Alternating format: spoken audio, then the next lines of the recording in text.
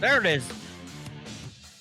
Hi, Saturday. Busted Pencils, fully leaded education talk. Educated educators talking education. Incredibly exciting Saturday for everybody out there on the Civic Media app, Civic Media radio stations. Hey, and even those people that are out there downloading this some other day of the week, we appreciate you. Love that you're listening to Civic Media. But also, we really love that you're listening to Busted Pencils. It's me, Dr. Tim Slekar, with Dr. Johnny Lupinacci and Jacob, chairman of the board. He is there. Fellas, before we get to our guests, I got to check in on my, what did we say? My homies, my brothers, my friends. You know, Jacob, what's happening with you, man? Hey, Tim, I didn't think I was going to talk much on this one. A Hi. little surprised. Saturday's going great. This weekend, you know how it is, Tim. It is Saturday, isn't it?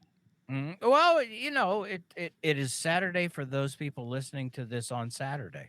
Don't drop kayfabe, Tim. Come on, you got to. Anyway, yes, I'm having a good time. I'm looking forward to this one because we've had a lot of science questions recently, at least in the Yeah, we time have. in the time that I've been around, and you guys have been saving them up. You got someone to talk to. Is there somebody that Johnny and you can introduce after Johnny says hi? Yeah, Johnny. Let's get quick, but Johnny, how you doing, my friend, over there on the western side of the country? Hey, I'm doing all right. You pulled me out of vacation this week for class in session, and it was like a cold plunge back into things. And I'm gearing up for the fall, getting excited to get back in my classroom and touching base with teachers and friends as we sort of August our way back into the school year. So I'm doing good. It's been a good week. We're still squeezing the last days of summer out of things, and out here on the west, we're relatively free from forest fires right now, which has been a first Whoa. in a really long time. And many summers, this has been, a relatively, smoke-free summer for us. So, knock on some wood. I'll knock on some wood here. But yeah, we're getting ready for fall, not letting it get here too quick. But Tim, we've been having, as Jacob alluded to, we've been having some great conversations and interactions with listeners around one of our favorite topics, right? Mm. Scientific consensus and, navigating information. That's what you Hmm. pulled me out of vacation for Yeah. this week, talking about the vast sea of misinformation, the differences between misinformation and disinformation. And I went off on that whole tangent around scientific consensus. So one of my favorite guests, really one Yes. of my favorite people, right, is here with us today. Tim, let's not let listeners, be in the dark any longer. Introduce our guy. Yeah, we are so excited to have him back. Yes, he is truly a real life astrophysicist, Dr. Ethan Siegel. Man, welcome back to Busted Pencils, our friend. How you doing, Ethan? Oh, thank you, Tim and Johnny. It's always my pleasure to come back, talk with educated educators about all things education relating, even though we're on summer vacation. Well, those of us who teach high Mm. school are on summer vacation. Some of us are working all year round, but that's okay. Knowledge doesn't stop, and I'm happy to share it with you any day of the year. Oh, man, we appreciate it. Okay, there's so much to go over, different things that have been happening. Since January, it's like we wake up every day and go, what really? That's happening? And, how do we make sense of all of those things? Well, because as Johnny was saying, we did a show earlier in the week about misinformation, disinformation, the realities, how people use emotions to confuse people sometimes, to direct them in a certain way, when the facts, if you took time to look at the facts, you might go, oh, what's happening? But more importantly, we're back to having conversations, at least we see, about, science. And while it depends, and that whole "it depends," I think, is where we kind of want to start, because as we're now seeing, climate change, let's go right to climate change. According to this administration and the Environmental Protection Agency, it's no longer a scientific consensus fact that humans are contributing to it. Fossil fuels are part of the problem. Um, because, Ethan, the science behind making that statement says what? I mean, so here's the whole thing, right? You're talking about 2025, and oh my God, there's all these like prominent mouthpieces in positions of traditionally scientifically authoritative positions where they're now saying things that are not only extremely non scientific, but where they're in fact going against what science has established over years or decades or generations or even centuries and millennia to be firmly established truths. And we have to remember, as individuals with brains in our heads and the capacity for critical thought, that it's up to us to choose our highest values. When we go out in the world and we make informed decisions about what we do, how we live our lives, what do we go with? Do we just say, you know what, I'm loyal to these people and whatever they say, I'm going to agree with, and loyalty is my highest value? Or do we say, you know what, loyalty is great, and I'm always going to stand up for my family and my spouses and my country and all the people who are important to me. But I'm also wedded to a higher value. I'm wedded ethically to truth and honesty and what is real. And if you are wedded to those things, you're not going to be drawn in by these emotional traps. You're not going to be drawn in by this seductive and, oh, maybe COVID-19 didn't originate from a zoonotic spillover event at a Wuhan market. Maybe it was engineered in a lab. Then you say, okay, what does the evidence say? And you go look up all of the evidence and you find like, oh, it's actually overwhelming. You could just look at the genetic code of the virus and know where it came from and how. And that tells us it wasn't engineered in a lab. End of story. Unless you fall for the things you shouldn't be falling for, and you're listening to emotional manipulation, and you're listening to a disinformation or misinformation based narrative, what we call alternative facts in these day and age. Same thing with the climate. You can say, oh, well, you know, some people say blah, blah, blah about the climate. I'm like, yeah, some people say that gravity is just a figment of our imaginations. And some people say if I didn't have fluoride in the drinking water, I would be astral projecting all the time. And some people say that when you eat a potato, you have little bits of potato floating in your blood vessels. None of that is true. Stay wedded to reality, my friends. Stay wedded to reality, because of all the things we've ever learned in the world, science is the one thing that if you erased all of our knowledge about the natural world and how it worked, you could wake up tomorrow and you could start regathering all that data, all that information, doing the same experiments, making the same observations, using that scientific method. You would reconstruct exactly the same picture of reality. You would draw the exact same conclusions. So don't abandon our one successful method that we painstakingly developed over the entirety of human history just because you feel like you're loyal to what some dumb guy says. Man, I was just thinking, I was like, wait a minute. So you're saying that, the people who get the most votes don't have the ability to declare truth? Well, come on, man. We don't vote on reality. We measure it. We go out and determine what it is experimentally. That's the whole reason we do science. It's not because, like, oh, I have some theory and he has some theory and who knows who's right. No, we do know who's right because we go out and we measure reality. And a good theory, as opposed to a pseudoscientific theory, is something that actually makes concrete quantitative predictions about what you're going to find when you put nature to the test, when you do your inquiry, when you do your investigation, when you do your experiments, when you make your measurements, when you take your observations. You're going to see, oh, and I got these results, and that's consistent with these sets of theories, and that refutes or invalidates all of these other sets of ideas. So you can have an idea that, like, oh, maybe contrarian scientist Judith Curry is right, and the stadium wave theory of temperatures is correct, and there's no human caused climate change. And then you look at the data and say, oh, that's ruled out. Next. And then you say, oh, well, maybe the universe obeys this timescape cosmology where different portions of the universe are billions of years older or younger because of the amount of mass in there. And then you go and measure how does time dilation actually work in these regions of space. And you say, nope, that's right out. Get out of here. And then you say, anything you want, right? This is how you do science. You put it to the test. We find out information about nature by putting the question to nature, whatever form it comes in, whether it's something on planet Earth, whether it's something out there in space, whether it's something in a laboratory, whether it's a natural phenomenon. You go out, you measure it, you gather data, you collect your results, you compare it with your predictions, and then you draw your conclusions based on the full suite of evidence around you. That's the only way to do it. Johnny, you are nodding away there, man.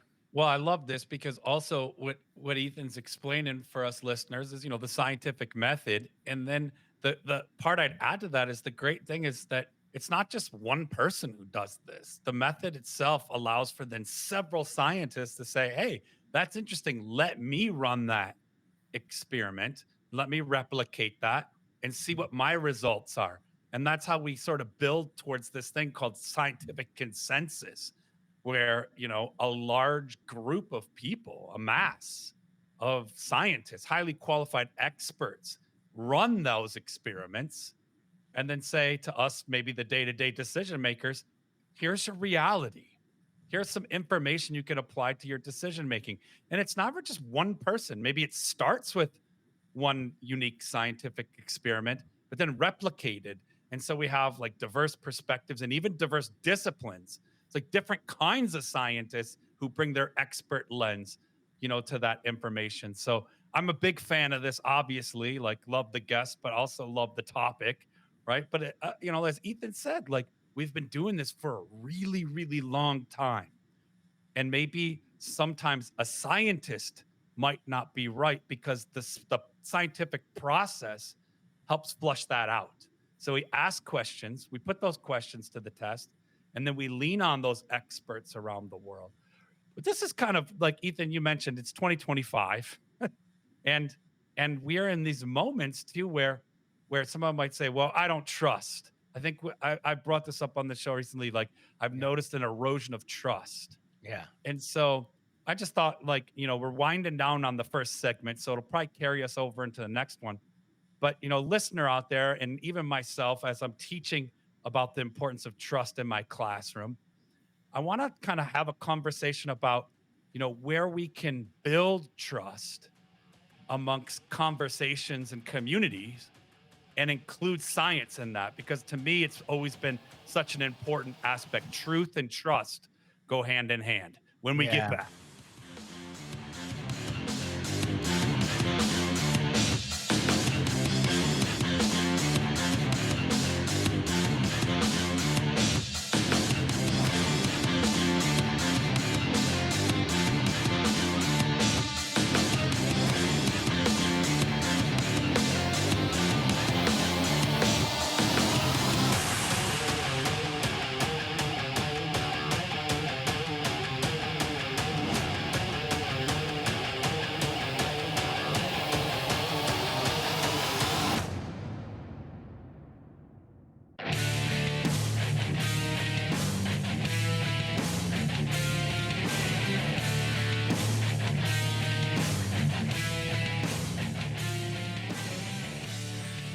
I would never hit ya. Busted pencils, fully leaded. Education talk, educated educators talking education. Our guest, Dr. Ethan Siegel. Yes, he's a real astrophysicist. Check out, first of all, just give him a Google while you're listening. You can find all that. But we will let Ethan come back and make sure he tells us about all of the things that you need to experience Ethan Siegel. Ethan, Johnny, though, kind of hit this with the trust. And I think this is one of those issues where from an argument standpoint, when somebody says, "Look, I just don't trust science anymore. I don't trust it anymore." partially sometimes I'm going to be like, well, that's you making a stupid decision to choose that. And then I realize though that when somebody says I just don't trust science, my my push back on them is usually not going to be very effective if I don't acknowledge some sense of going, the mistrust you have is valid. Maybe we should be talking from a different point of view. Just thinking about this, how do we deal with a family member? I think maybe is more importantly, because I know we all have them who are sitting there going, well, it's been proven that this thing over here is actually false now, and because of that, now I don't trust science. How do you respond to my uncle? Well, if we're talking about your uncle Tim, right, and you're saying like, well, you're not going to convince him by appealing to the science because you're never going to convince him with that because he doesn't trust it. And I would sort of ask you to sort of say, well, is he someone who can be reached? And what I mean by that is, you you can't reach everybody Mm, because, for example, you're never going to reason someone out of a position they didn't reason themselves into. You have to come at this from the point of view of, I am wedded to factual reality. And if you can share with me what are the facts of reality and we can agree on those facts, then what we can have a conversation about is what is the best, most correct, most scrupulous way to interpret those facts in the full suite of evidence. If you disagree about the facts of reality, uh, I'm sorry, like this is not a conversation where you're pulling up a seat to the table. This is a mm, conversation where you just said, if I don't care about facts, I'm going to live in a fantasy world where you can't convince me of factual reality. And for that person, I would say you don't want to waste your time on that. You mm, don't want to waste your effort, right? The lesson I give to people when they encounter this and they come to me and they say, "What do I do?" I say, never waste your time explaining yourself to people who are committed to misunderstanding you. mm, And that's true. Now, if that's not your uncle, right? If your uncle, he is a fact based guy, he is a reality based guy, he does value what's real, then I say, then start with the facts. mm, Start with the facts. And if you can agree on those facts, then you can have a sane conversation about where do we go from here. I think there are a lot of valid reasons from what people hear about science for them to maybe not trust some aspects of it. Because when you have incomplete information, you're going to draw a conclusion that may need to get revised as you acquire more information, right? mm, This happened a lot if you look back to the early stages of the COVID-19 pandemic, where we're all wiping down our grocery bags, and some people are wearing goggles over their eyes because we didn't know how the virus got transmitted. Once we learned, oh, it's droplet based and aerosol based, that changed the way we approached it, right? When you say, okay, well, now that we can agree on what the facts are, maybe I object because different scientific people promote different ideas and different theories. And I say, well, here's the thing. Johnny brought up the idea of consensus where all these scientists agree on something, even citing multiple different independent lines of evidence. And I'll say, Johnny is right.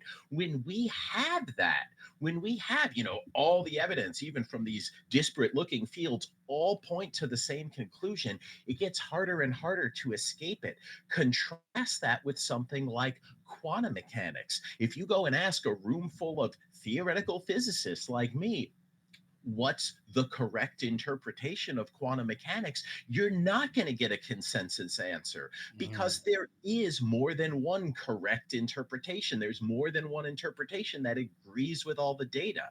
So if you say, well, we have a scientific consensus, look at the basis underlying why we have that consensus. Look at what all the different people from all the different fields that draw the same conclusion are saying, because chances are you're actually going to be confronted with a suite of overwhelming evidence where even if you say, I don't trust science, you can counter with, okay, don't trust, verify it for yourself. If you do it scrupulously, you should draw the same inescapable conclusion as long as you're wedded to that same truth and reality that scientists are wedded to. Yeah. Yeah, I think it's partially though too is that doubt is what's been kind of sown. It's doubt, and they'll be like, well, it's just I don't trust. It's a doubt thing. I'm concerned that I might potentially be committed to the wrong information, or even now to the point too where we really have a war based on people trying to say, well, my evidence, all of this is crazy. I think we're putting it in a great place to realize though, Ethan, hey, look, when the facts are the facts, we got to come up with and say, hey, we're going to go with the facts. When we get back though, Ethan, okay, I might let you get on the top ropes and get ready because I want to know what you're thinking about AI and energy because I love myself some AI. Busted Pencils, back in a minute.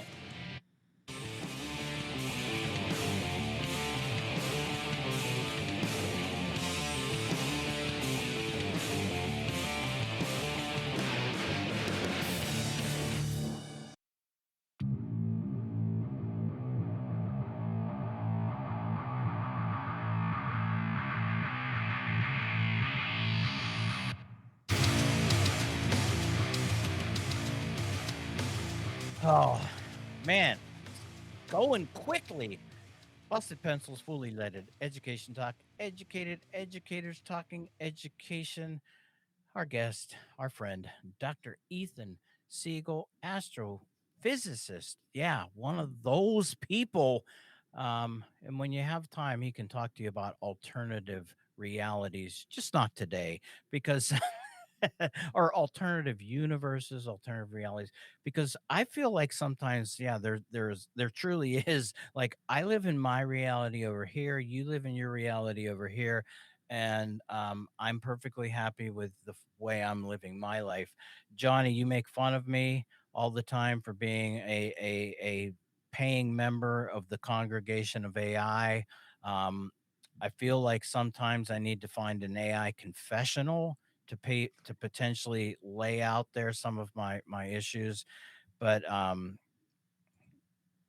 take it away, Johnny. I mean, help me understand where I'm going wrong.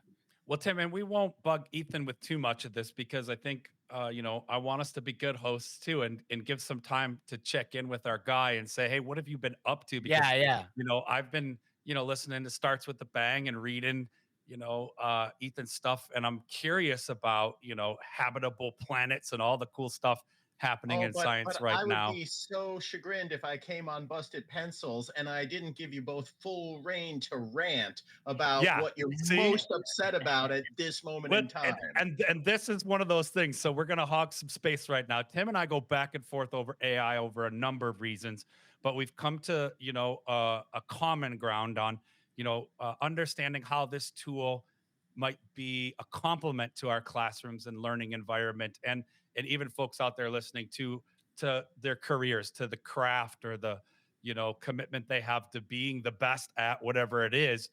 AI is undoubtedly playing a role in that.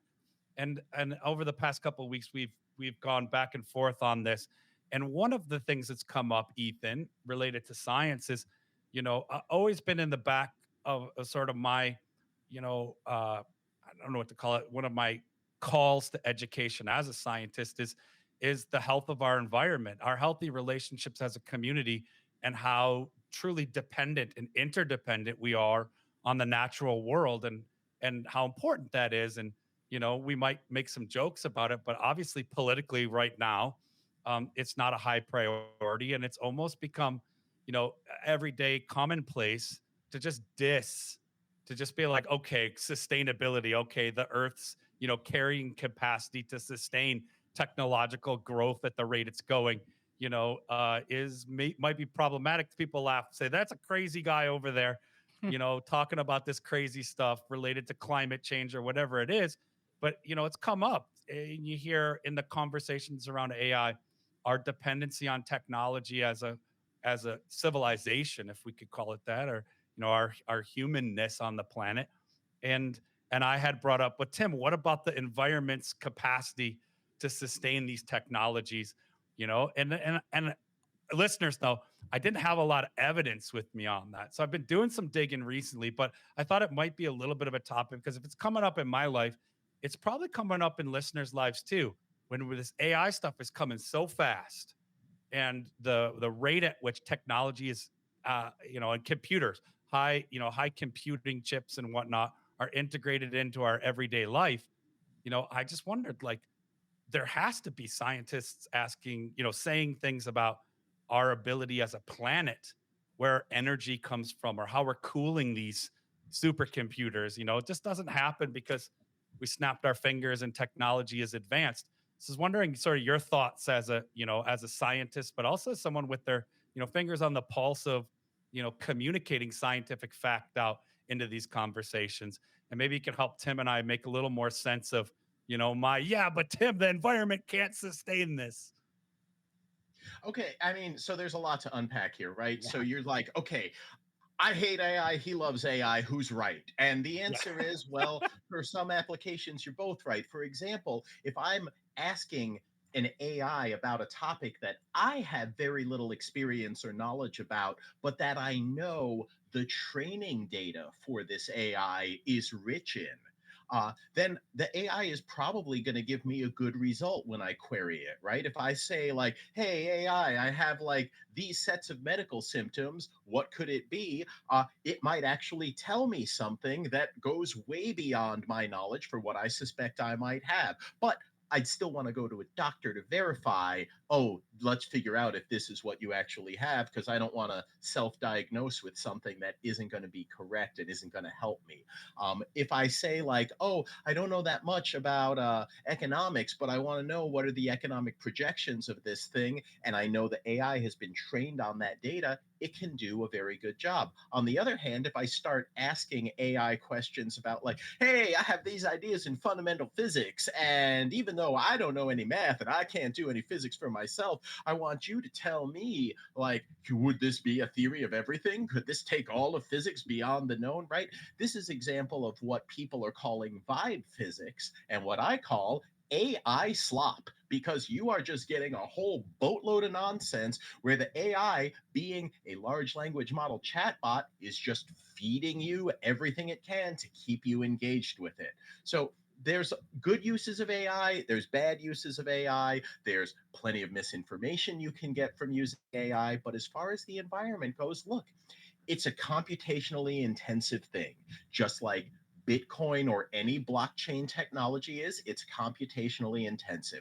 And that means it is going to use a lot of power. So you can say, well, what kind of power use does me using AI have on the environment, and how bad is it? And it turns out, as one individual person, your usage isn't going to make a whole lot of difference. Sort of like, like, well, you're like, what about having a kid versus querying AI? Or what about, like, Hmm. uh, the thing is, we use power. It's not sustainable. We're using it in a non-carbon neutral way. So I would say this is just shortening the timeline for, if we want to mitigate the effects of climate change, you would say, let's get onto sustainable power faster. I can point you Hmm. both, because you both love evidence so much, that there was a paper published earlier this year by researchers at Harvard's T.H. Chan School of Public Health. And they found that Bitcoin mining, which is very comparable to the AI use by data centers, increases levels of air pollution harmful to human health.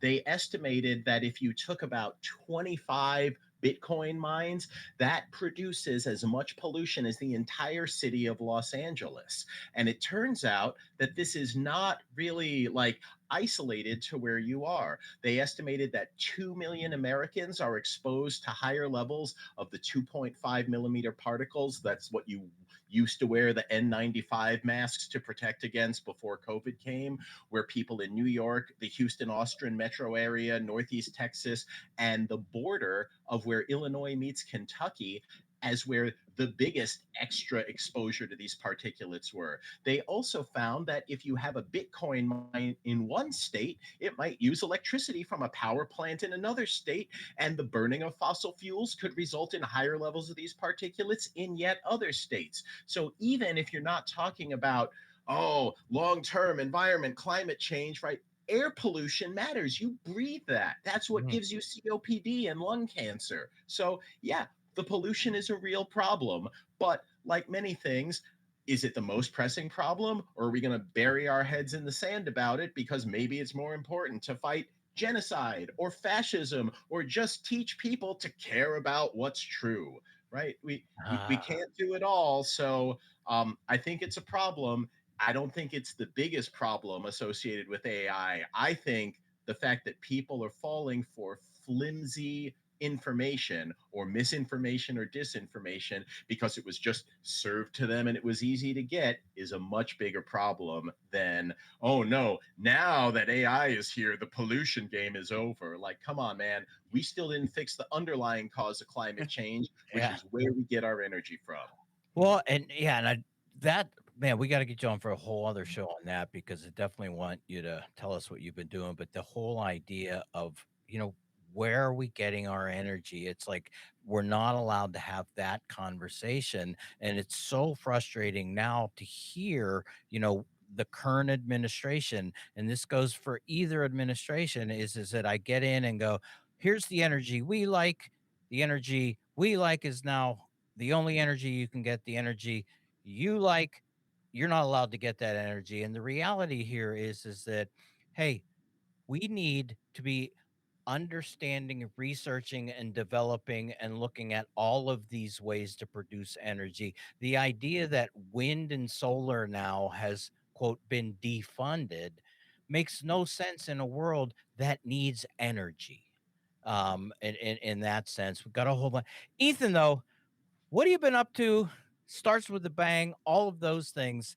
Tell us all about Ethan's world.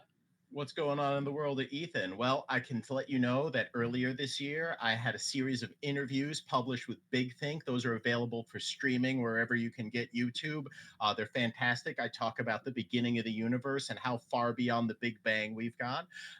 Those of you who are interested in if I have any new upcoming books coming out, November 11th is the publication date for my second National Geographic book entitled The Grand Cosmic Story. Bam, the Wow. grand cosmic story.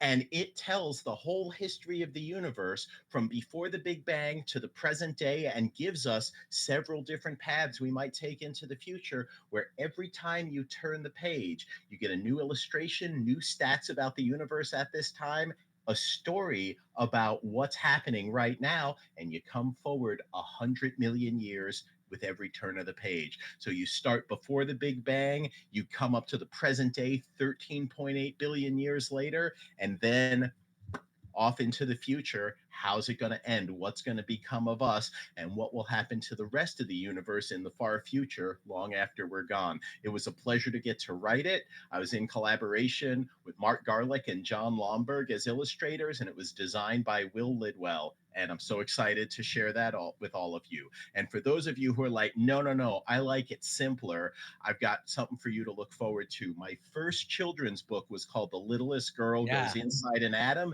That one's out. I wrote a second one. We're putting it together now. It's called The Biggest Boy Becomes a Black Hole. And so for the little girls and the little boys and everyone in between in your life, go ahead and get these books. I'll let you know at a future date when that one's coming out. We still need to get the illustrator on board to make the illustrations for the second one as beautiful as they were for the first. Wow. Man, how do you do all this, Ethan? What in the world is going on? Uh, Producing? Must be so busy that my hair falls out. Well, and again, everybody watching on the YouTube, yeah, check it out. Four bald men with hair on their faces. Come on, man. This is what you call a team representing. I don't know what we're representing, but Ethan, man, make sure to everybody starts with the bang. You want to check out all of things Ethan Siegel starts with the bang. Your best place to start looking. We're going to make sure that all the links that Ethan just talked about are in this podcast description. Ethan Siegel, man, thanks for busting pencils. It's my pleasure. All of you listening out there, remember, it's really important that you stay wedded to reality, that you value what's true and what's real, and that when someone tells you something, if you don't trust it, go out, find the facts for yourself, and verify, because reality and what's true out there is independent of all of us.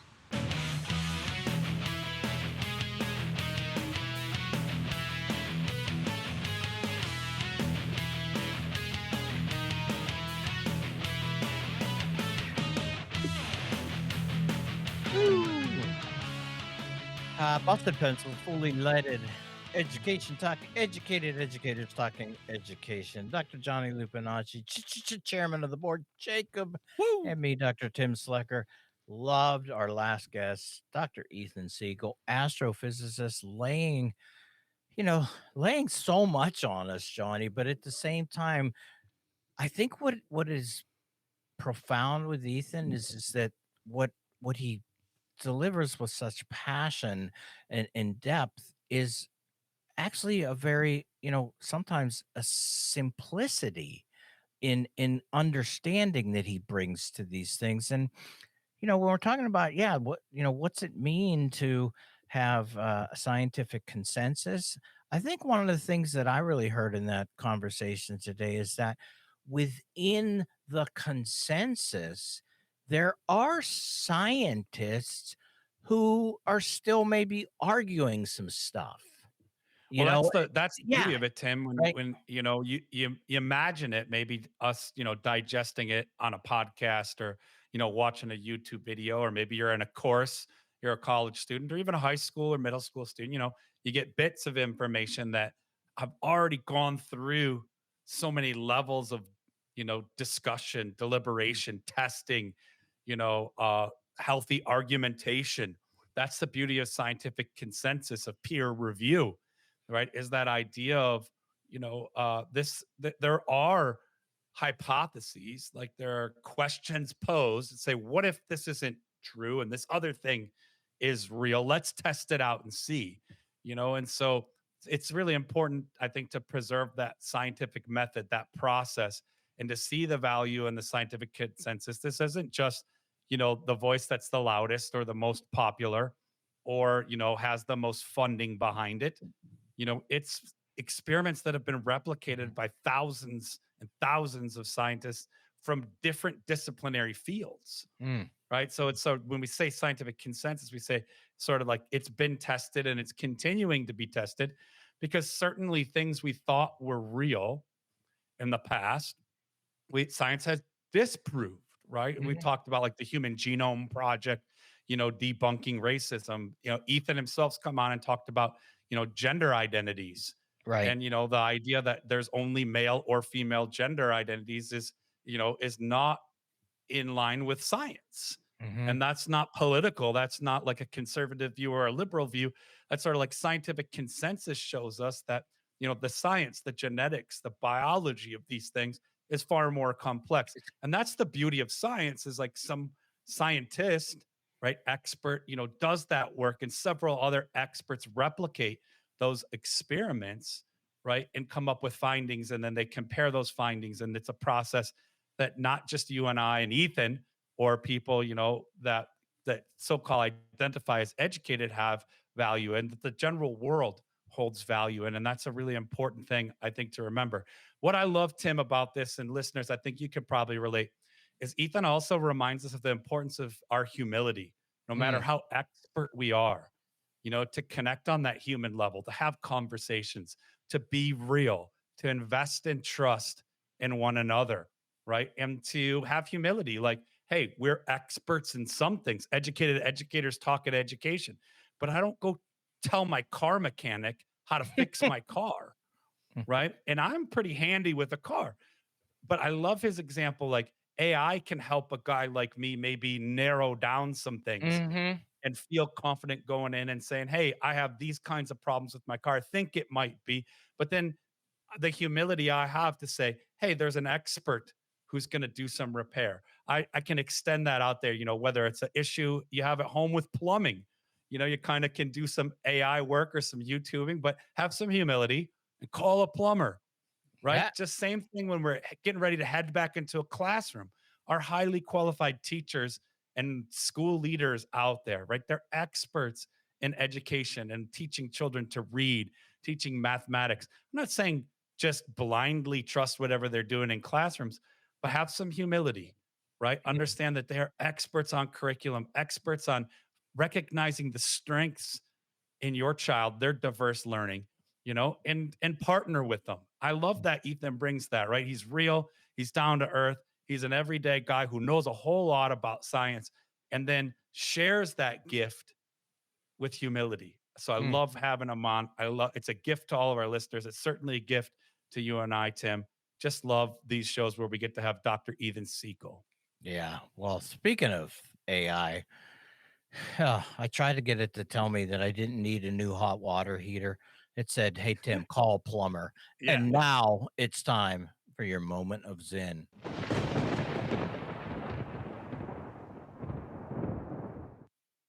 Control in modern times requires more than force, more than law. It requires that a population whose lives are filled with cause for rebellion be taught that all is right as it is.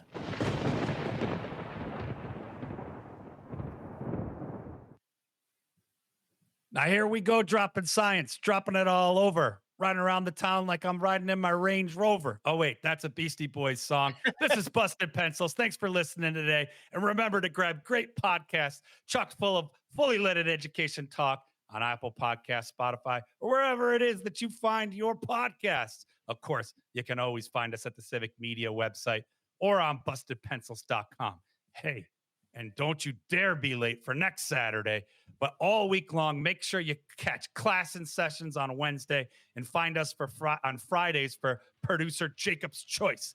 And if you enjoyed today, well, like I said, be there on Saturday, 3 p.m. Central Time, across all the Civic Media Network stations for 1 hour of your favorite blue collar scholars, Tim and Johnny, and keep busting pencils.